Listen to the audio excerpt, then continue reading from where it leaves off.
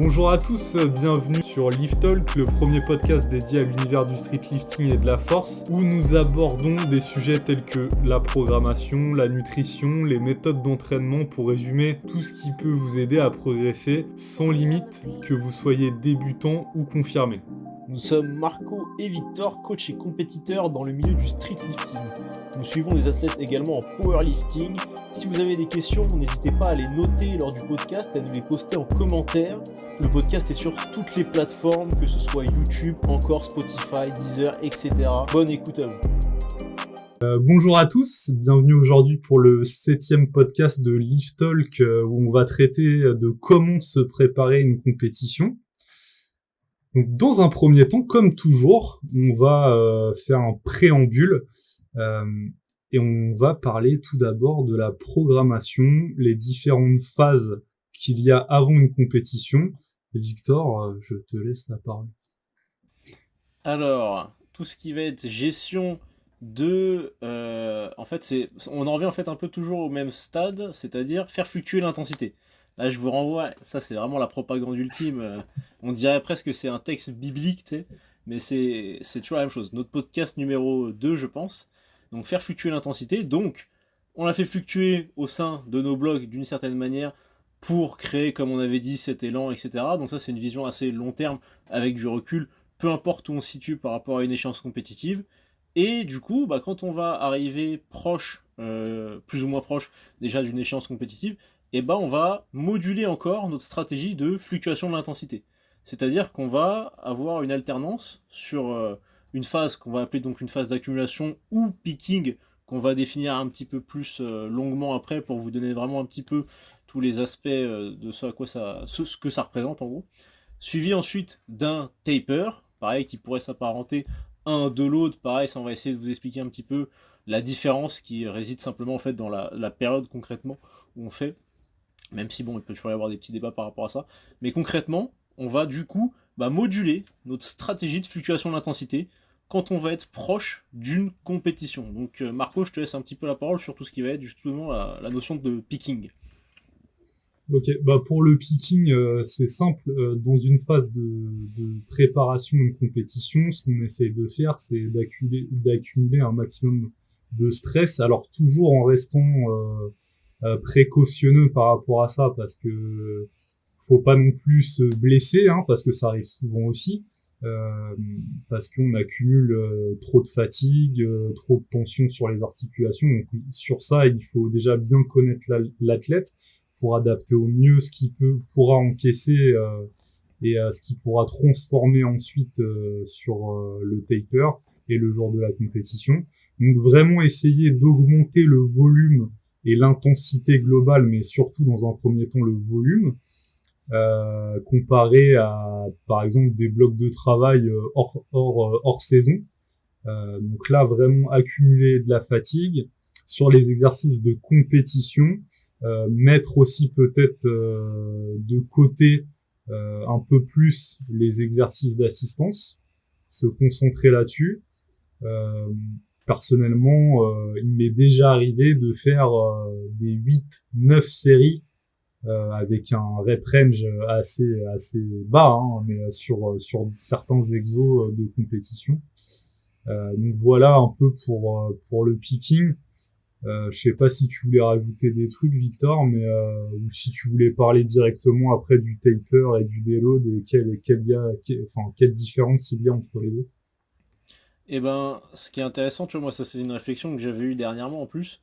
Je m'étais un peu posé cette question, je m'étais dit, donc en gros la logique, la science qu'il y a derrière ça, c'est donc on accumule la difficulté, on se crée un certain stress, un certain niveau de fatigue, et du coup ça après on va le définir, on va l'expliquer, mais concrètement lors du taper, la phase qui suit le picking, on va donc avoir une baisse de l'intensité, une baisse du volume pré-compétitif pour se permettre de récupérer et de performer, surperformer lors de la compétition. Donc, l'idée concrètement, c'est fatigue, et je récupère pour être plus fort.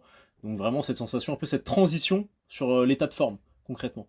Et moi, ce que je m'étais dit, c'est que en fait, ça peut être un truc un peu à débat, mais si tu fais tes blocs classiquement, que tu progresses bien sur tes exercices, sur ce qu'on pourrait qualifier de hors-saison, que tu arrives à générer un momentum, que tout se passe vraiment bien, est-ce que finalement, tu as tant besoin que ça de chercher à vraiment modifier vraiment la structure de tes blocs pour créer cette phase de picking, d'accumulation d'intensité, plutôt que de simplement poursuivre ton bloc, garder vraiment la charnière de ton bloc sans augmenter excessivement, voire même en maintenant le même nombre de séries, etc. Mais aller du coup chercher peut-être, ça dépend comment ton bloc était foutu, mais si t'avais pas trop de top single, le truc comme ça, peut-être rajouter des top singles pour du coup être sur un truc un peu plus spécifique, mais sinon pas avoir une grosse modification. Tu vois, moi je m'étais fait un petit peu cette remarque-là, de me dire si t'es sur un truc qui fonctionne déjà, pourquoi tu t'aventurerais sur un truc qui sur le papier ok, c'est un peu ce que tout le monde fait concrètement, et c'est vrai que bah ça, il y a souvent du résultat, mais t'as quand même parfois des mecs qui contre-perfent à cause de ça. Il peut y avoir d'autres facteurs hein, qui peuvent être mis en cause, mais tu vois, c'est pour quand même nuancer, se dire ok, ça c'est la théorie, c'est le truc un peu traditionnel, mais se dire que faut pas être trop dogmatique et que c'est possible de pas passer par là nécessairement. Je sais pas ce que t'en penses toi. Ouais, bah grave. Alors là, Magnifique. ouais, je suis toujours d'accord avec toi. Putain, c'est bizarre hein, ce truc. Et je dis des trucs super Des bien. Quoi. vérités quoi. Franchement, écrire un livre, mec. Et non mais ouais, bah c'est ça. Et puis après, bon ça s'applique quand même vachement à des athlètes qui sont très avancés dans leur Bien pratique, sûr. parce que faut vraiment vachement se connaître. Et je pense qu'avant d'arriver à enfin à cette méthode, on va dire, faut déjà expérimenter pas mal. Mais si à un moment donné tu peux arriver à, je dirais, la programmation ultime, hein, parce que là c'est vraiment ça serait génial. Bah ouais, mais bon, je pense que ça s'applique pas à tout le monde. Mais C'est vrai. ouais, et c'est aussi intéressant ce que t'as dit, et ça je l'ai pas précisé avant. C'est l'intégration des top singles pendant une phase de programmation qui, à mon sens, et peut-être que toi tu rebondiras là-dessus ensuite, qui dans des phases hors compétition, je trouve pas ça pertinent d'intégrer des top singles systématiques, même des top singles avec des RPE très bas. Je trouve pas ça pertinent. Je sais pas si toi t'es d'accord avec moi. Bah, alors moi j'en avais parlé lors d'un podcast déjà. Moi j'ai plus le schéma inverse. Je vais beaucoup mettre de top single, pas forcément sur tous mes formats. Genre bah souvent comme on en avait parlé sur le podcast précédent, moi c'est ce que je fais aussi. J'ai en moyenne 2 fois les mouvements de compétition par semaine. Et souvent ce que je fais c'est que j'ai un format plus lourd avec un peu plus d'intensité et un format un peu plus léger, souvent une variation. Par exemple du squat tempo, par exemple des dips posés, etc. Et là, pour le coup, je me mets pas de top single sur le format bis la plupart du temps. Parfois, ça peut arriver que j'en mette aussi. Ça dépend de la stratégie que j'emploie, le mouvement, etc.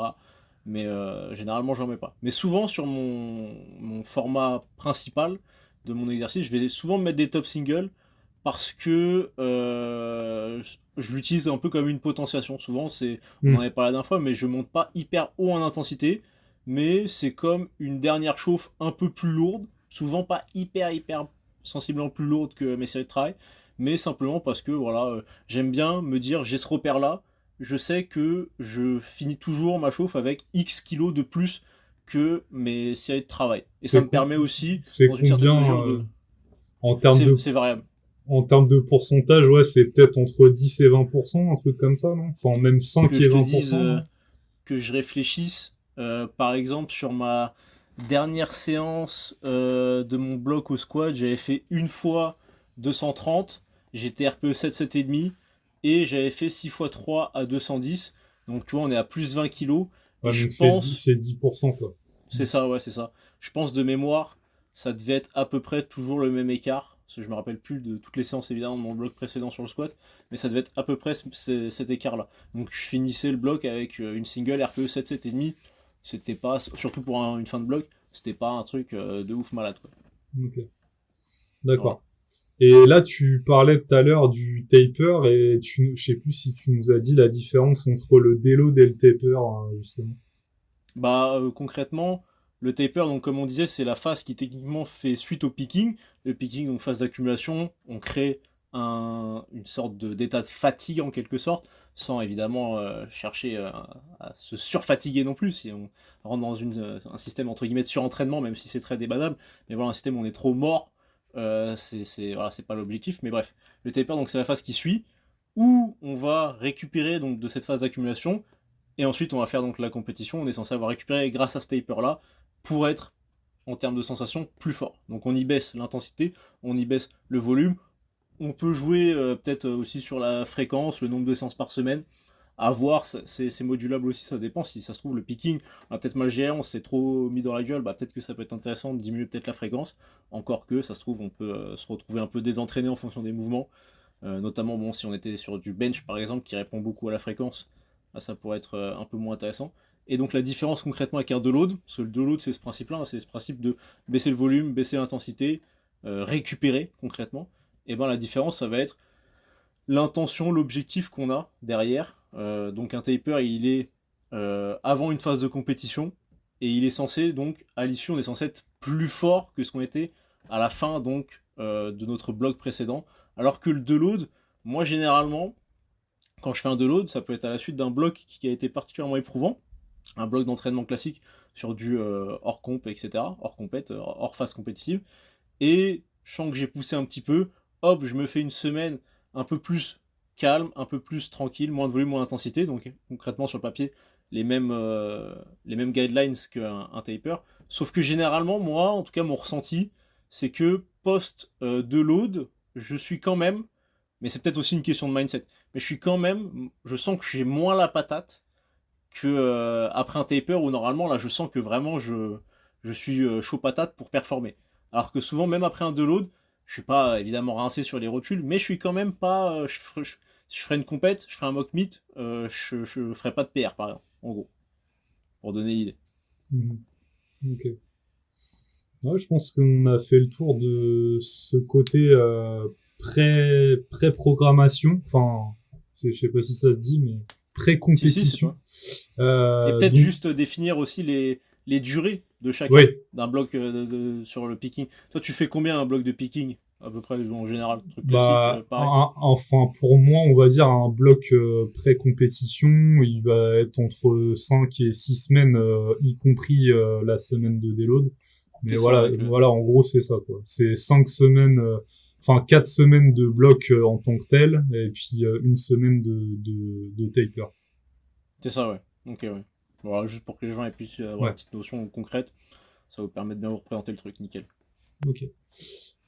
Du coup, après, on avait dit qu'on parlerait aussi de la préparation mentale. Est-ce que toi, Victor, t'avais déjà essayé des petites choses par rapport à ça et ton retour aussi, si t'avais vu une différence notable? Bah, niveau préparation mentale, moi je dirais déjà d'essayer de se plonger au maximum dans les conditions de compétition, à la fois sur le cadre à l'entraînement et à la fois d'un point de vue mindset. D'essayer de jouer pas mal sur la visualisation, se mentaliser pas mal, sans peut-être en faire des caisses, parce Ouais. que ça se trouve, ça peut créer une sorte de sacralisation de l'instant de la compétition et avoir l'effet inverse de se mettre dans un état de stress, etc. Mm. Ça, bon, faut voir où est-ce qu'on en est. Mais le but, c'est d'arriver, d'être assez serein à la compète. Certainement qu'on aura toujours ce petit boost, ce petit truc de stress, mais voilà, de réussir à le canaliser via justement bah, des petites stratégies. Après, ça, faut apprendre à se connaître et le mettre en place. Moi, typiquement, un truc tout con, ça peut être dans l'aspect prépa mental ou pas, c'est à relativiser, mais souvent, moi, je squatte, même systématiquement, en fait, je squatte avec un miroir devant moi. Et même si je fixe pas de manière hyper précise ce que je fais avec le miroir, si j'enlève le miroir, j'ai l'impression que je vais me péter la gueule. Je suis complètement paumé. Je suis Alors que pareil. pourtant, c'est un truc de ouf, c'est ça, hein. Je suis C'est un truc de pareil. ouf. À Basic Fit, là où je fais mon squat, il y a un grand miroir. Bah, t'es venu, donc t'as vu. Ouais, Il y ouais, a un énorme miroir et même quand quelqu'un se met devant le miroir, ça me perturbe totalement. Donc, et je quel sais enculé ça. pertinemment que le jour de la compétition, j'aurai pas ce putain de miroir, quoi, tu vois. Ouais, non mais c'est vrai que et ça joue, mais c'est tout con, mais je trouve que ça joue énormément. Et le problème, c'est que quand vous êtes à Basic Fit, vous pouvez pas enlever le miroir. Moi, j'ai un truc coulissant, donc paf, je décale mon miroir, c'est bon. Toi, après, je me dis, ton miroir, il est particulièrement loin, toi, ton Basic Ouais. Fit. Il est à genre 4-5 mètres de toi, je Oui, pense. au moins. C'est ça, Ouais. c'est ça. Alors que moi, je sais que, par exemple, quand j'avais été dans un Basic Fit pendant les vacances à Nîmes, et ben, c'était à peu près la même configuration. Je pense que le miroir était à 4-5 mètres de moi. Donc, il y avait un miroir, mais j'avais quand même ce sentiment de plus être équilibré parce que bah, j'avais pas assez de proximité, tu vois, avec le miroir. Parce que moi, il faut se dire, le miroir chez moi, il est à 70 centimètres de moi. Genre vraiment, il est très très proche vu que ça s'est resserré. Donc dès que j'en ai pas, je suis paumé de ouf. Donc si c'est possible, je sais pas dans quelle mesure vous pouvez le mettre en place, mais de réussir à faire en sorte de plus avoir le miroir. Donc là, moi, comme j'ai dit, c'est assez simple, donc j'ai pas tellement eu à réfléchir. Pour moi, j'ai juste à décaler mon truc. Et je squatte sans miroir, ça me permet de me préparer un peu par rapport à ça. Mais après, je sais pas quel genre de stratégie ce serait possible de mettre en place à Basic Fit pour pas avoir sur le truc. C'est carrément mettre une serviette, un drap devant toi. les, les trucs de malade, tu sais. Le mec qui ramène son drap, tu sais, à Basic Fit. C'est le truc le mec qui met les trucs en place. Mais c'est là aussi où voilà, c'est là où c'est marrant parce que justement, à réfléchir parfois à faire de la suroptimisation, on se retrouve Oui. à faire des trucs cons Ouais. qui servent pas à grand chose. Voilà, moi je peux le mettre facilement en place. Si vous pouvez pas le mettre en place, c'est pas gravissime. Vous vous rendrez compte en compétition si ça influe vraiment pour vous. Il y en a, ils squattent avec un miroir tout le temps, ils ont pas de miroir, ça leur change rien. Donc après, ça dépend aussi, quoi. Et ça aussi, moi personnellement, avec le temps, j'essaye des fois de me faire des petites blagues. C'est que volontairement, je change mes habitudes. Parce que je sais que le jour de la compétition, ça va pas être le même matos, etc. Et des fois, je change de cage. Je trouve ça intéressant des fois de changer carrément de salle, changer de matériel, etc. Et ça peut, enfin, je pense qu'il faut pas le faire tout le temps, ça, pour quand même avoir des repères. Mais de temps en temps, pour vous mettre dans ces habitudes-là de possiblement perdre tous vos repères, hein, concrètement, et bah ça peut être intéressant de temps en temps. Et c'est ce que je fais maintenant. Non mais c'est vrai que c'est pas con parce que nécessairement quand vous serez en compétition, si vous vous entraînez pas sur le calibré, vous aurez une sensation différente. Les barres elles seront potentiellement plus raides que là où vous vous entraînez, il y a des chances. Si vous faites du street par rapport au squat, si vous faites du power, pour le terre et le bench, pareil, le banc il va être différent. La station de dips, bon souvent après les stations de dips, pour les compétitions de la FNSL, elles sont quand même cool. Ouais. Donc ça à ce niveau-là, voilà. Si à la limite ce qui peut changer pour les dips, c'est si vous vous entraînez sur des barres qui rentrent, des barres en V, versus que vous passez à la FNSL qui sont des barres parfaitement parallèles. Là ça peut faire une petite différence, Ah je ouais, trouve, ouais, en termes de sensation. Je confirme. Toi, ouais. Je Toi qui es confirme. pas mal plus à l'aise sur des barres qui rentrent, on en avait parlé de ça, je m'en rappelle. Ouais. Donc c'est vrai que ce genre de choses, ça peut changer. Bon après, pareil, quand vous êtes en Basic Fit, les stations dips, c'est que des trucs qui rentrent. Et après, sinon, il y a une station où les barres, elles sont parfaitement parallèles. C'est une chaise romaine. Ouais. Mais là, pour le coup, souvent, c'est trop bas. Et les poignées, elles glissent. Donc bon, vous allez trop vous faire chier si vous voulez à tout prix vous entraîner là-dessus pour comment dire, essayer d'être plus sur des trucs parallèles, etc. Vous allez vous faire chier. Donc c'est pas forcément le bon plan, mais bon, pareil. C'est là où on se rend compte qu'il y a des trucs qui vont être différents, avoir la conscience de ce qui va être différent, parce que comme ça permet de se préparer plutôt que d'arriver et de se dire oh merde, putain, ça me change tout, ça va me baiser mon truc, etc. Paf, comme ça, vous n'avez pas au moins cette pensée-là, mais pas forcément chercher en permanence à coller avec les trucs que vous aurez en compétition, parce que d'une, vous ne pourrez pas, et si vous le pouvez, ça sera peut-être tellement contraignant que finalement vous n'aurez pas le bénéfice que vous cherchez pour le jour de la compétition. Donc pas rester trop dogmatique à être dans le comment on appelle ça, le surspécifique, en gros. Ouais, c'est ça. Et ce que je fais aussi à l'approche d'une compétition, d'ailleurs, ça c'est un petit tips, c'est que je vire les sécu. Parce que le jour de la compétition, vous aurez pas de sécurité. Enfin, vous aurez des pareurs hein, qui seront là en cas de problème. Mais vous aurez pas de sécu. Et ça peut être intéressant. Pareil, à l'approche d'une compétition. Alors ça, tu vois, c'est des trucs qu'on n'avait même pas préparé, mais je le dis quand même. De s'entraîner aussi avec les ordres de compétition. Ouais. Ça arrive tout le temps en fait. Hein. Il y a des mecs même avec un super niveau là, tu vois, qui étaient au championnat de France. et ils se sont fait avoir juste à cause de ça. Ils ont Ouais. bullé, ils étaient même pas, enfin, ils ont raté leur compétition totalement, quoi. Ouais, Donc ouais. vraiment, entraînez-vous quand même peut-être le dernier bloc, alors peut-être pas tout le bloc, mais genre les 2-3 dernières semaines, si vous avez un pote ou quoi, vous vous dites voilà, est-ce que tu peux me dire les ordres sur le squat, sur les trucs et tout, ça va vous mettre, ça va vous conditionner, parce que le jour de la compétition, vous serez peut-être un peu, enfin moins focus, etc. Donc ça aussi, c'est un truc des fois qu'on sous-estime, mais ça arrive vite, quoi. Ah, c'est hyper important, franchement, les ordres. Tu sais, il peut y avoir tout qui se passe bien. Si tu Ouais, commences ton squat avant qu'on t'ait dit de commencer ton squat, déjà c'est pas bon. Si tu re-raques ton squat alors qu'on t'a pas dit de re-racker ton squat, c'est pas bon. Donc des trucs tout cons comme ça peut te niquer ta perf et tu te dis bon bah elle est passée, mais elle comptera pas dans ton total puisque bah c'est pas selon les critères de compétition. Donc c'est vrai que ça c'est un truc hyper con les ordres, mais faut faire bien attention à ça quand même. donc là, si vous voulez avoir les ordres en détail, moi je vous invite à aller sur la chaîne de la FNSL sur YouTube. Il y a Lionel Zod là qui parle enfin qui répertorie tous les ordres par mouvement. Ça sera très bien expliqué et vraiment allez regarder les vidéos si vous comptez participer aux compétitions. C'est primordial parce que c'est pas le jour de la compétition qu'il faudra demander ah ouais mec en fait c'est quoi là les ordres machin. Non, enfin faites le travail en amont, vous arriverez beaucoup plus serein, vous dépenserez moins d'énergie, vous serez plus focus. Donc je reviens aussi un peu sur l'aspect préparation mentale, peut-être moi un peu parler de enfin comment ce que j'ai expérimenté, de faire de la ce qu'on appelle enfin de la visualisation, hein, il y a rien de fou à ça, et franchement moi je trouve que ça fonctionne bien, et ce que tu disais c'est assez vrai. Faut pas non plus que ça devienne une obsession, et que vous arriviez le jour de la compétition méga hypé, parce que ça aussi on en reparlera ensuite. Ouais, de la hype. Ouais, ouais. Justement, plutôt, moi maintenant, je suis même dans une optique inverse. C'est que tu vois, même avant de faire une série, ça j'en parlais, je sais plus dans quel podcast, quel épisode, c'est que j'essaye même de relâcher, tu sais, de faire le vide complètement dans ma tête, et mettre les gaz vraiment quand je vais entamer la rep, Ouais, quoi. ouais. Et ça m'aide beaucoup. Et quand vous visualisez, vous pouvez aussi essayer, et c'est ce qu'on appelle en anglais le self-healing prophecy, super accent anglais. Et Très très bien. Très t'as très bien. vu, je prends des 10 cours. sur 10.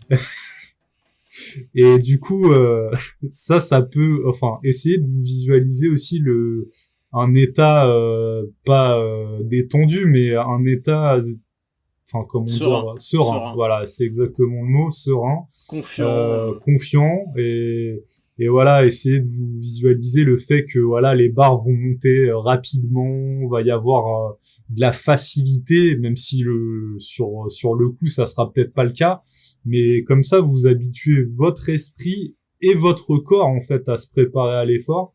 Et ça, moi je trouve que ça fonctionne assez bien. Je le fais peut-être pas un mois avant la compétition, mais la semaine justement de déload où je suis un peu moins fatigué, etc. Enfin de taper, c'est là où moi je commence à mettre ça en place une petite semaine avant la compétition. Je trouve ça bien. C'est ouais, c'est intéressant. Bah moi, je suis peut-être un petit peu plus lancé sur l'aspect voir les barres monter vite parce que enfin se dire que genre telle charge va monter vite alors que normalement c'est une charge qui sera très challengeante pour vous parce que moi j'aime bien quand même dans ma tête me dire ok, ça va être dur, je vais forcer, je vais avoir l'intention que ça aille vite, mais ça va pas aller vite parce que Oui, il y a la gravité qui va me rappeler à l'ordre. Voilà. Donc d'avoir cette conscience-là. Parce que parfois, à vouloir se dire je veux que ça aille vite, euh, c'est différent de l'intention de vitesse. ouais, De la vouloir tension de produire de la... vitesse. Voilà. Ouais, C'est un peu différent.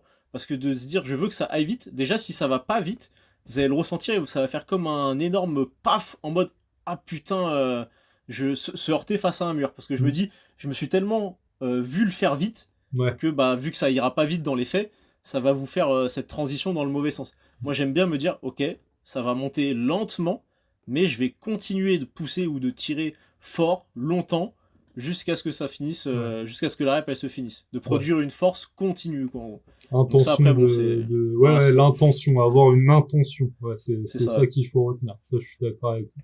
Ça, c'est très important, ça. Ok. Et du coup, ensuite, au niveau organisationnel, il y a pas mal de choses à dire. Je te laisse peut-être la parole et puis je dirai après ensuite ce que je fais. Ok, ouais. Bah, à l'aspect organisationnel, il y a beaucoup de choses à penser. Truc numéro un, déjà, c'est si c'est une compétition qui se déroule assez loin de chez vous, je vais dire, je sais pas, une connerie, on va dire plus de 250, 300 km. Déjà, c'est d'y aller avec un mode de transport qui va pas trop vous fatiguer. Donc, si c'est vous qui faites la compétition, c'est bien si quelqu'un peut conduire à votre place parce que la route c'est fatigant. Après, si vous pouvez prendre le train, bah là, c'est peut-être encore mieux si le train c'est pas un Transilien qui met 6 heures.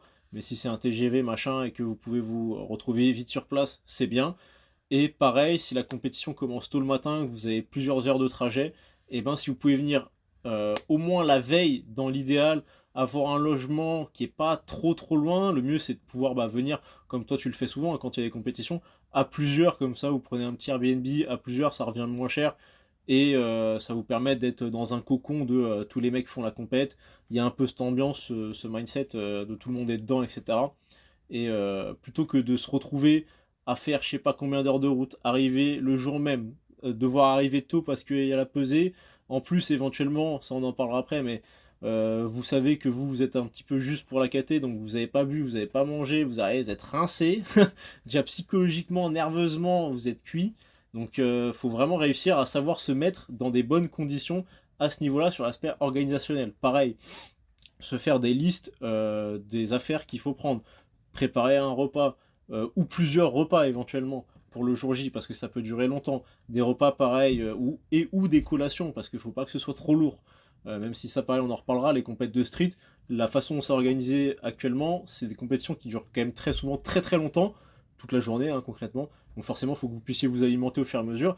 Il y a des grosses pauses entre, donc c'est possible de manger de manière plus ou moins conséquente, mais pareil, il faut savoir gérer pour pas se retrouver blindé, etc. Donc préparer ses repas, se faire des listes, donc où il y a les repas qu'il faut, les collations qu'il faut, le matériel, avoir ses genouillères, sa ceinture de lest, ses chaussures pour le squat, etc., etc., etc. Donc de pas avoir sans cesse 40 000 trucs à penser, mais de se faire des listes pour déjà se décharger mentalement, ça d'un point de vue organisationnel c'est hyper important. Et donc dans l'idéal, pouvoir arriver la veille si vous venez de loin, ce genre de choses. Voilà. Mhm. Ouais, c'est ça. C'est venir là. Moi, je trouve que même si, enfin, après ça, ça va vachement dépendre de votre emploi du temps, de vos contraintes Oui, professionnelles. Mais si vous pouvez vous dégager même quelques jours avant la compétition pour vraiment faire une coupure, une scission entre votre période de travail et puis vous mettre vraiment à fond dans la compétition, ça peut être hyper cool et hyper gagnant sur le jour de la compétition.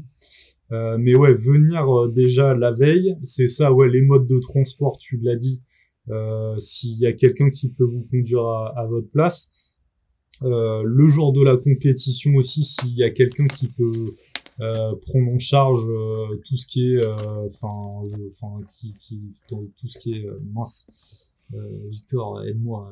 chargement des barres, Ouais, c'est ça. euh, dire les poids sur Ouais, vous, mais etc. enfin, ouais, respecter, ouais, la feuille de match, donner les tickets. Voilà, c'est Enfin, ça. alors, en street lifting, ça fonctionne pas Ouais, exactement comme en power, parce qu'en power, en gros, c'est pas, ça peut ne pas être l'athlète qui va dire la prochaine barre. Là, c'est à vous d'aller voir l'organisation et de dire votre prochaine barre. Je pense que ça, c'est un truc peut-être qui sera amené à évoluer avec le temps. Pour l'instant, c'est comme ça. Donc ouais, quelqu'un qui vous dit voilà les barres de chauffe, voilà c'est ça, vous les chargez pour que vous économisiez niveau énergie. Quelqu'un aussi peut-être qui est là pour vous filmer, hein, c'est tout bête, mais comme c'est ça ça, vous ouais. avez pas ça à penser. Vous pouvez regarder aussi votre passage après, ça aussi ça peut Très aider important ça. sur la stratégie de match aussi ensuite. Parce qu'on peut très bien sentir et en fait c'est hyper dur et vous l'avez pas vraiment conscientisé. Il y a ça aussi. Et puis oui, c'est ce que tu disais, tout l'aspect catégorie de poids qui est hyper important, peut-être encore plus en street lifting qu'en powerlifting. Et là, moi, je vous suggérerais déjà, avant même de vous inscrire à une compétition, de vous mettre dans une bonne catégorie de poids. Vous vous amusez pas, je sais pas, si vous faites 86-7 kilos, vous mettre en moins de 80, ça va pas être gagnant. À moins que vous soyez hyper gras et que vous vous inscriviez 3 mois avant et que vous avez le temps de perdre un peu de poids, mais ça serait une mauvaise idée. Essayez d'être dans une catégorie de poids où vous avez pas de prise de tête à avoir le jour de la compétition, que vous arrivez, vous savez que vous allez faire le poids. Bon, ça c'est vraiment le cas idéal. Des fois, il y a quelques kilos, enfin, faut peut-être faire un petit peu attention, etc. Alors là aussi, on peut en parler. C'est aussi différent des compétitions de powerlifting pour ceux qui sont familiarisés avec ça. Là, vous arrivez le jour de la compétition, ça commence souvent le matin, 9-10 heures. Vous arrivez, vous vous pesez directement. Donc après, vous pourrez vous réalimenter ensuite. Il y a ça. Qu'est-ce que je pourrais dire d'autre? Je pense que j'ai déjà fait le tour. T'as fait un bon petit tour. Après, même aussi la personne qui est avec vous, qu'elle puisse vous dire quand vous vous échauffez à peu près dans combien de temps vous passez, Ouais, voilà, par c'est rapport ça. à où en est la C'est ça. catégorie précédente. Donc que la personne en question ait bien en tête le planning, le déroulé, etc. Ces choses-là, c'est important parce que vraiment le but c'est de se décharger au maximum mentalement, psychologiquement, que vous n'ayez pas 40 000 trucs à penser, que vous pensiez déjà à ce qui est déjà beaucoup, c'est-à-dire vos performances à réaliser, quoi. Et d'ailleurs, ça, c'est arrivé encore cette année où il y a des personnes qui avaient pas capté que c'était leur tour. Elles se font appeler parce qu'ils vous appellent au micro pour votre passage. Vous avez 1 minute pour vous présenter. Si au bout d'1 minute, il y a personne qui est venu, c'est essai. Ça compte pour rien. Donc, faut vraiment faire attention à ça. Et donc là, ouais, cette année, il y avait des mecs qui étaient dans la salle de chauffe, qui avaient pas entendu que c'était à eux, et bah voilà quoi. C'est ça, Compétition qui était foutue. peut-être pas au bon moment dans leur chauffe par Ouais, rapport c'est à ça. là où ils devaient en être pour leur premier essai. Et là, pareil, ça casse un peu tout, quoi, quand même. C'est pas terrible. Mm. Ouais. Donc ouais, organisation, t'avais des trucs à redire là-dessus, ou tu penses que c'est bon là? Non, mais être prévoyant, faites des listes. Faites des listes. Même dans la vie courante, c'est trop bien de faire des listes. Non, mais c'est vrai que ça décharge le cerveau parce que tu sais, tu te dis, là, demain, C'est vrai. je dois faire ça, ça, ça, ça, ça. Tu l'as en Ouais, tête, ok, c'est top. Mais tu sais, tu le repenses en tête en permanence. Alors que quand tu exact. l'écris, Ouais. ça se découpe dans ta journée et tout, c'est bien. Et là, c'est pareil. Si tu commences à te dire, ouais, mais c'est bon, j'oublierai pas. Ah ouais, mais après, tu dois te dépêcher. T'es pressé. Peut-être que pareil, comme on disait, t'as pas hyper bien, t'as pas assez mangé parce que tu dois faire le poids, etc. Et que t'es un petit peu juste. Donc voilà, si tu te rajoutes du stress, un petit truc plus un petit truc plus un petit truc, à la fin, c'est pas bien. Mieux vaut être sûr de se décharger au max pour être vraiment tranquille au max quand t'es le jour J, quoi. Ouais, c'est ça. Ensuite, la feuille de match, mon cher Victor. Un sujet très intéressant. Ah ouais, super intéressant. Super Exceptionnel. intéressant. La feuille de match, qu'est-ce que c'est déjà? C'est en gros de prédéfinir en avance sur tous les mouvements de compétition, donc les quatre mouvements en street lifting, quels seraient les 3 essais ou en tout cas faire peut-être des fourchettes pour les essais 2 et 3. Généralement l'essai 1 va être assez fixe parce que même si on se sent en forme sur la chauffe, il faut garder en tête, ça c'est une leçon qui est hyper méga importante, surtout si c'est votre première compétition. Je pense que c'est la meilleure leçon à retirer, c'est que le premier essai doit être vraiment facile. C'est-à-dire que c'est censé être le critère qu'il faut avoir, c'est il faut que ce soit une performance que vous pouvez faire en toutes conditions, et donc il ne faut pas se surestimer Exactement. par rapport à ça, mais donc en toutes conditions, c'est-à-dire que, comme on l'a dit, le setup sera différent. Donc admettons qu'il y ait un truc qui vous gêne dans le setup du jour J, qu'il y ait en plus une couille pour une raison X ou Y, un pied qui glisse, un truc qui est mal géré par rapport au... mais Ça me tout, rappelle, ça me rappelle tes dips. Je pensais exactement à ça. Sauf que moi, c'était mon 3e essai et que j'ai fait PR plus 10. Le mec qui C'est s'en qui sort in extremis, tu sais, putain, le truc, what the fuck, quoi. Vraiment, je suis descendu de la plateforme. J'ai eu les poids qui sont tombés. Ça m'a fait un balancier de malade. J'ai mis 7-8 secondes à me restabiliser avant d'avoir l'ordre. Et je suis descendu une fois que je me suis restabilisé. Carrément, quand ça m'est arrivé, je me suis dit, faut que je redescende de la plateforme, que je reprenne 3 minutes et que là, j'y retourne. Et bon, je me suis dit, je pense qu'ils vont me dire nique bien ta race. Donc, donc j'ai fait quand même. Et c'est passé de manière assez compliquée, mais c'est passé.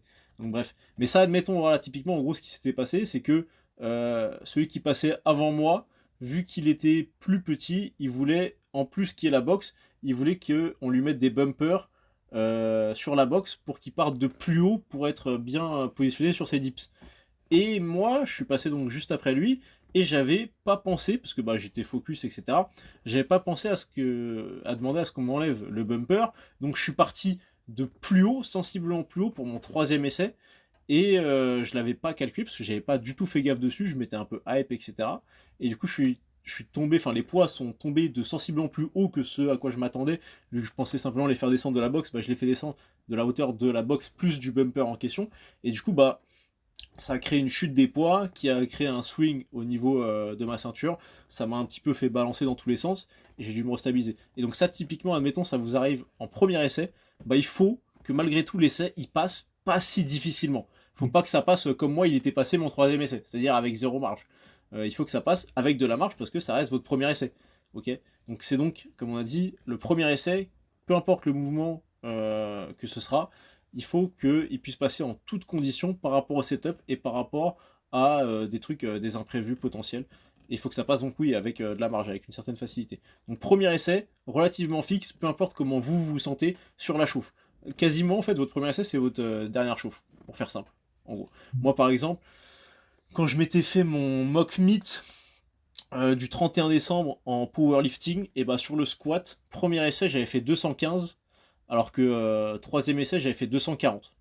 Et le plus que j'avais fait à l'entraînement c'était 237,5. Donc autant vous dire que 215, bah, j'avais fait 5 reps avec 215, et qu'au moment où j'en étais dans ma prépa, le mieux que j'avais fait donc c'était 5 reps à 215, certainement que je pouvais en faire peut-être 6, peut-être quasiment 7 avec 215 kg. Donc en gros c'était peut-être mon 7 RM, et bah je l'ai fait en single comme premier essai. Donc vraiment une performance que je fais tous les jours, même en étant malade. Donc voilà, ça c'est vraiment la base pour le premier essai. Ensuite pour le deuxième essai, vous pouvez faire ça ou ça, admettons, en gros. Essai bas, si ça s'est pas très bien passé au premier. Essai random, moyen. Et essai haut, même si je suis moyennement fan. Ça dépend les mouvements, ça dépend la stratégie.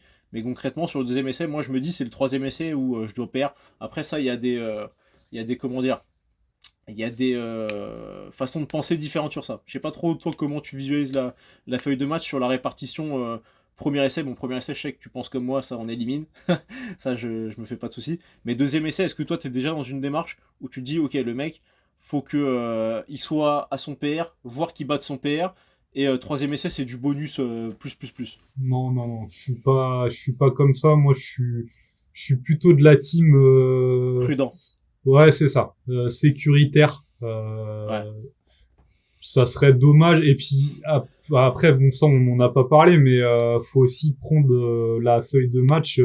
T'as mouvement par mouvement avoir une stratégie, mais une stratégie aussi au global sur les 4 mouvements. Parce que là, encore plus en street lifting qu'en powerlifting, tu le disais aussi, les compétitions durent très longtemps. Donc vous allez avoir obligatoirement une perte d'énergie durant la journée. Vous allez arriver sur le. Déjà ça, enfin moi je l'ai expérimenté. Je pense que toi aussi ça va être comme ça. Mais déjà vous arrivez sur les dips. À la fin des dips, vous sentez que vous êtes un peu cuit quoi. Enfin nerveusement. Après, vous essayez de rester focus et tout. Et après, il y a encore le squat. Donc, faut vraiment, des fois, peut-être même s'économiser. Bon, alors ça vaut aussi sur le power, hein, qu'il faut s'économiser sur des mouvements. Mais il faut le prendre dans sa globalité. Et pour rebondir sur vraiment quelle était la question, c'est, oui, être sécuritaire et pas jouer au fou. Pas faire en deuxième barre des barres que vous avez jamais faites à l'entraînement. Pour moi, ça c'est même pas la peine quoi. Enfin, troisième barre à la limite, oui, pourquoi pas, parce que là on est dans une phase enfin on a eu une phase d'accumulation, etc., qui va vous permettre de surperformer à un instant T, mais ça sera pas tenable sur le temps. Enfin, je veux dire, ce qu'il faut bien comprendre aussi, et ça, il y a des gens, ils comprennent pas trop ce concept-là, c'est que ce que vous allez faire à une compétition, c'est pas un truc que vous allez reproduire tous les 4 matins à l'entraînement, hein. Déjà sur le plan programmation, etc., et puis je veux dire forme en fait du moment, le momentum, c'est pas un truc que vous allez maintenir tout le temps, hein, parce qu'il se peut aussi, et ça il y a des personnes qui déchantent, alors là je dévie un peu du sujet, hein, mais qui retournent à l'entraînement, qui se disent ah tiens j'ai PR à la compète là, bah c'est bon, bah vas-y, bah je vais pouvoir refaire ça, du coup reproduire cet effort là. Mais s'il faut en fait cet effort là, vous arriverez à le refaire dans 6 mois en fait. Donc Ouais, enfin, ça dépend toujours le oui niveau de la personne, mais oui ça oui, oui. dépend, mais c'est très personnel, hein, mais Ouais, non, c'est je veux vrai, dire c'est bon totalement vrai. là je m'éloigne du truc, mais Non, enfin mais voilà. je suis grave d'accord avec toi parce qu'en plus, moi, j'avais pensé à un moment comme sujet de podcast quand tester ses max Ah et un truc autour des max en gros. Et que signifient les max en gros? Parce que ça, typiquement, c'est hyper vrai. C'est-à-dire que normalement, quand vous faites une compétition, si vous avez bien géré votre picking, votre taper, et que vous ressortez vraiment de là avec ce sentiment de je suis plus fort que d'habitude, les barres que je fais, même ne serait-ce qu'à la chauffe, même ne serait-ce que mon premier essai, je les sens vraiment plus simples que d'habitude, et ben vous ferez des PR normalement le jour J, sauf que ces PR, vous les avez fait avec ces phases de picking et de taper, et donc c'est ok vos records dans l'absolu, mais c'est pas des choses que vous pourrez refaire à l'entraînement de manière classique, parce qu'en fait vous avez créé via une stratégie un pic de forme et de force qui vous a amené à un niveau que vous n'avez pas réellement. Un niveau, enfin, vous n'avez pas réellement, que vous n'avez pas de manière stable, c'est ça, qui n'est pas représentatif. reproductible. Exactement. Moi, je sais que quand j'avais fait mon mock meet du 31 décembre, sur le deadlift, j'ai fait 280 kilos. Parce que le deadlift, c'est un mouvement, donc c'était un mouvement où mon max avant, que j'avais fait peu de temps avant en plus, c'était 260 kilos. Donc j'ai fait PR plus 20 au deadlift pour deux raisons. Ça, je voulais carrément faire un réel sur Instagram, puis je l'ai jamais sorti parce que j'avais la flemme, je trouvais que c'était trop long et que c'était pas assez pertinent. Du coup, je le fais en résumé là. Pour deux raisons. Le deadlift, c'est un mouvement sur lequel je débutais, entre guillemets. J'avais un gros potentiel de force via le squat et j'ai des leviers hyper avantageux pour le deadlift. Donc, j'avais un potentiel inexploité au deadlift, mais que je n'exploitais pas tant que ça parce que j'ai inclus le deadlift dans l'objectif de me faire devenir meilleur au squat. Ce qui avait bien fonctionné sur l'instant, etc. Donc, je ne montais pas si haut que ça en intensité sur le deadlift, puisque le but de manière directe, c'était en quelque sorte un mouvement d'assistance pour mon squat et c'était pas un mouvement de compétition où je cherchais à performer à proprement parler. Petit à petit, donc, ça n'a plus été le cas. J'ai cherché à performer de plus en plus dessus et à le transformer en mouvement de compétition en faisant du hybride athlète street lifting, powerlifting, on va dire. Et du coup, j'ai commencé à inclure des formats top single, des formats plus courts avec des top 7, machin, etc. Au lieu de faire que du straight set, que des séries avec la même charge, etc. Et en faisant ça, bah, du coup, forcément, j'ai pas mal exploité ce potentiel de force que j'avais créé. Et donc, j'ai pu explorer un petit peu plus où j'en étais. Et faut savoir que le deadlift, c'est un mouvement qui répond particulièrement bien à des tapers, en gros, à des phases où on diminue l'intensité, on diminue le volume dessus. Parce que le deadlift, c'est un mouvement qui est hyper stressant pour le système nerveux, le système musculaire, tendineux, etc. C'est un mouvement qui est stressant pour le corps en général. Donc généralement, si on gère bien cette phase où on augmente un petit peu l'intensité et le volume dessus, et qu'ensuite on arrive à bien récupérer grâce à son taper, on arrive vraiment à avoir, c'est le mouvement où on a le meilleur ressenti si on gère bien cette Les phase-là. meilleurs gains Sur... grâce Exactement, au taper. Ok. c'est ça exactement. Le squat, on va dire que c'est un peu l'entre-deux en power, et le bench, c'est un peu, Mm. voilà, c'est nuancé, c'est nuancé. Le taper peut, enfin, l'alternance picking-taper peut ne rien faire, aider un petit peu, voire desservir. Donc c'est plus à remettre en question. Mais pour le deadlift, c'est vraiment systématique, ça va aider énormément.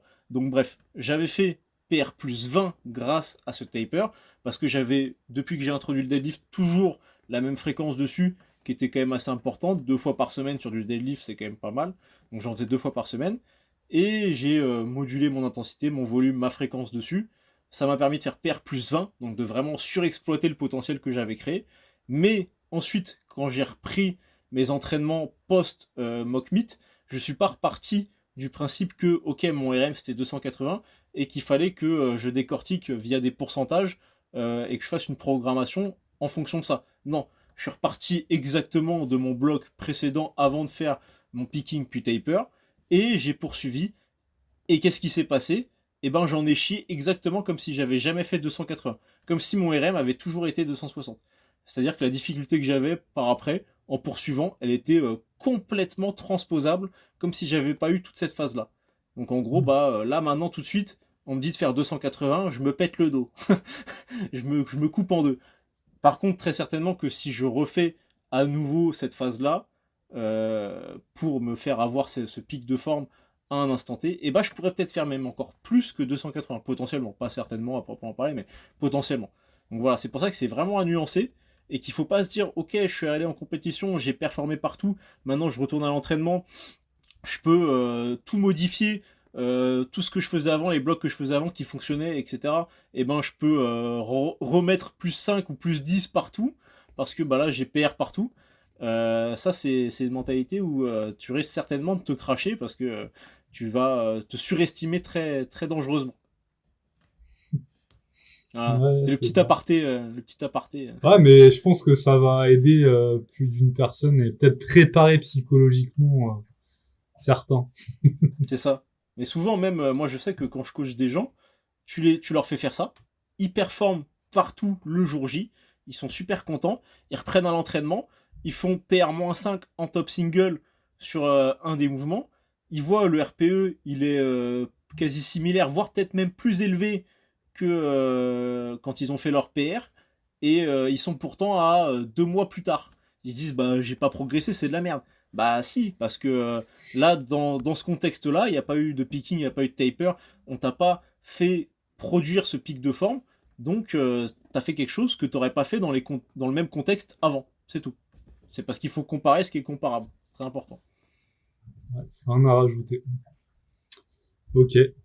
Donc ça, c'était la feuille de match. On pourrait encore, je pense qu'on pourrait presque faire un podcast complet sur la feuille de match, hein, parce que il y a à dire des choses. Après, la gestion du stress durant le match, alors ça, on en a parlé déjà avant, mais peut-être parler de la gestion de la hype. Ça vaut pour le streetlifting et le power, hein, c'est la même chose. Déjà, tiens, moi j'ai une question à te poser. Enfin, Dis-moi. j'anticipe. Tu vas me dire que c'est personnel et je suis d'accord avec toi. Enfin, mais Qu'est-ce que tu vas me demander, ce fou, encore? non, non. Est-ce que tu es pour la caféine Ah, intéressant. avant les compétitions? Et c'est super intéressant. Alors ça, c'est une question justement que j'avais un petit peu décortiqué moi-même dernièrement. Et typiquement, en streetlifting, je saurais pas trop dire. J'aurais tendance à dire globalement que non. Après, c'est à individualiser, ça dépend comment on y répond de manière générale. En power, j'aurais tendance à dire que oui, mais à un moment très précis. Moi, et c'est ce que je fais, et c'est ce que je conseille du coup, c'est de prendre de la caféine, je dirais, euh, un petit peu avant le troisième essai au bench. Donc après la deuxième moitié déjà de votre compétition, vous avez fait votre squat sans caféine. Vous faites vos 2 premiers essais au bench sans caféine. Là, vous avez accumulé quand même pas mal de fatigue parce que vous avez performé, etc. Là, moi, je prendrais ma caféine. La quantité dépend de si vous en prenez habituellement ou pas. Parce que du coup, forcément, moi, j'en prends pas du tout habituellement de la caféine. Donc, si je prends 200 mg, je transpire, je fais de la tachycardie, je suis à 2 doigts de l'arrêt cardiaque. Donc, 200 mg pour certains, ça pourrait paraître peu. Moi, ça me fait un effet de malade. Et du coup, je prends donc ma caféine un peu avant le troisième essai au bench. J'ai pas encore trop les effets lorsque je fais mon troisième essai, moyennement. Je fais ma chauffe au deadlift, ça commence à bien monter. Et généralement, quand je fais mon premier essai au deadlift, là j'ai vraiment la caféine qui est à fond dans le sang. Je suis assez fou. Et l'intérêt de cette stratégie-là, c'est que le problème de la caféine, c'est un peu le même problème que celui de la hype, dont on pourra parler donc juste après. C'est que la caféine, si vous y êtes pas trop habitué, et que donc ça a vraiment cet effet excitant, et ce qui va se passer, c'est que pour les mouvements de développer, c'est-à-dire dont qui sont précédés en gros par une excentrique, une descente, une négative, et si vous avez pris de la caféine, que ça vous fait réagir de ouf, et ce qui va se passer, c'est que vous risquez de mal gérer votre excentrique, et du coup, ça va faire en pâtir énormément votre concentrique, et du coup, évidemment, votre performance en général. Alors que pour un mouvement comme le deadlift, le soulevé de terre, là, il n'y a pas d'excentrique qui précède. Le deadlift, c'est un mouvement de giga bourrin. On tire un truc depuis le sol. Donc là, en gros, entre guillemets, j'ai envie de dire, plus on est énervé, mieux ça va être.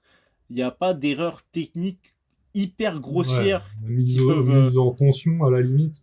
C'est ça, voilà, mais même, tu vois, si tu oublies de faire ta mise en tension au deadlift, c'est que c'est quoi ce bordel, tu vois. Normalement, c'est un truc que tu as tellement répété, c'est censé être hyper automatique. Alors que même au squat, de bien accumuler de la tension sur ta descente, même si c'est un truc que tu as vachement répété, c'est toujours quelque chose que tu peux foirer. Et si tu le foires, tu vas te sentir écrasé en bas. Pareil sur un bench, si tu gères mal ta descente, que t'es pas stable, putain, tu vas te faire écraser sur la remontée. Un deadlift, si t'es comme un dingue, tu tires comme un ouf sur la barre, voilà, normalement, plus t'es fou, plus ça fonctionne, si tu veux, voilà. Et donc c'est pareil sur les mouvements de street, c'est des mouvements qui sont assez techniques, le muscle up, zéro besoin de caféine, traction à la limite, c'est un peu le même principe que le deadlift, c'est une full concentrique, pourquoi pas, sauf que le problème c'est qu'après il y a les dips et le squat, donc vraiment à voir sur la caféine. Voilà. Je sais pas ce que toi t'en penses sur cet aspect-là, mais... Moi j'ai jamais expérimenté personnellement la caféine pour une compétition parce que moi non plus j'en consomme pas au quotidien. Mais pareil, hein, moi je suis ultra sensible à tout ça, donc j'ose même pas tester en fait. Faut tester sur un mock meet. Oui voilà, tester, ouais. Si tu te fais... Ça m'avait interpellé, on n'en avait pas parlé sur le podcast précédent, alors que je trouve que ça aurait pu être un petit parallèle à faire intéressant avec le power, dans l'aspect répartition des séances et tout, mais on n'a pas parlé en power, c'est très commun de faire... Exact. T'as compris. Oui. De faire des séances de SBD, alors qu'en street lifting, on ne voit quasiment, je pense jamais, des mecs faire des séances de, comment on appellerait ça, MP, si on veut faire pull-up pour faire les mecs, MPD, S. On fait jamais des séances où on a les 4 mouvements dans la même séance. Ça, c'est très très rare. Alors qu'en power, c'est très fréquent. Ouais. De toute façon, c'est tout bête, hein. C'est que... Enfin, c'est tout bête. Si vous faites ça, ça va être compliqué, hein, la suite de la semaine. Tu t'entraînes une fois par semaine et tu fais ça chaque semaine. Ouais, c'est ça, ouais. C'est pas la série unique, c'est l'entraînement unique. Tu fais ton mock meet à chaque fois et puis t'es bien, quoi, t'es refait. Et c'est vrai que ça, c'est... Parce que souvent, l'argument en power, c'est de faire un SBD pour être dans le format compétition, de ressentir le truc de ce que c'est que de faire les 3 mouvements dans une même séance. Et en street, il n'y a pas du tout, mais pas du tout, alors que c'est quand même une discipline de force qui est hyper analogue, il n'y a pas du tout cette vision, quoi. Il n'y a pas cette façon de faire. C'est marrant. Ouais, et on vous le conseille, évidemment, comme on vous l'a dit, pas vraiment. Vous pouvez essayer. Hein. Vous nous direz, justement. Vous nous direz comment ça fait. Vous nous laissez un commentaire, là, sur YouTube. Tu sais, ils vont se désabonner, tu sais. Ils vont dire, j'ai survécu. J'ai survécu. Après, ça c'est un truc peut-être qu'on aurait pu parler, on va terminer là-dessus, ça fait déjà une cinquantaine de minutes. C'est comment se déroule une compétition de streetlifting. Alors pour être le plus simple possible, moi je vous ai parlé, vous arrivez le matin. Il va y avoir la pesée. Après, vu que c'est justement des compétitions qui durent longtemps parce qu'il y a 4 mouvements, souvent c'est des compétitions qui se passent sur 2 jours. Alors 2 jours, vous allez pas participer aux 2 jours, mais en fait ils décomposent maintenant les compétitions, je crois les catégories jusqu'à je crois moins de 60, moins de 80, Moins de 80. le samedi, et après les plus grosses KT le dimanche. Donc voilà, ça c'est une chose. Donc vous arrivez, vous vous pesez, vous avez le temps de vous réalimenter, réhydrater. Donc il faut aussi gérer ce truc-là. T'en as parlé tout à l'heure, pas manger trop lourd, enfin des trucs trop durs à digérer, etc. Après, vous allez avoir normalement les heures de chauffe par catégorie. Donc ça, c'est ça. Il faut faire gaffe à, enfin, pas commencer trop tôt, pas commencer trop tard. Ça dépend aussi de chacun. Il y a des gens qui s'échauffent plus ou moins rapidement. Je vous conseille quand même le jour de la compétition, surtout si c'est en hiver, malgré le fait que la salle soit chauffée, mais de vous échauffer peut-être voilà un peu plus longtemps, enfin, ou appuyer un peu plus l'échauffement, ça fera pas de mal sans bien vous. s'habiller aussi. Ouais, Bien voilà. s'habiller pour Ouais, pas c'est ça. refroidir, ouais. Ouais, rester habillé enfin voilà. Moi, ce que je conseille, c'est un truc tout con, hein, mais c'est d'avoir justement une veste à zip comme ça et un jogging aussi à zip. Et entre les passages, comme ça, c'est hyper simple. Vous dézippez et vous foutez ça même par terre et vous tracez faire votre essai. Donc voilà, tout sera de façon indiquée pour les compétitions, les heures d'échauffement, les heures de passage. Et donc ça aussi, bah voilà, vous allez être rappelé. Donc c'est pas, je sais pas comment ils font les classements. Enfin, je veux dire les ordres de passage, c'est aléatoire, hein, je crois. Non, non, je pense que normalement, je pense, bah, ça doit être comme en Power, hein, Enfin, c'est le en gros premier passage. Je parle juste du premier Ah, passage. le premier passage, pardon.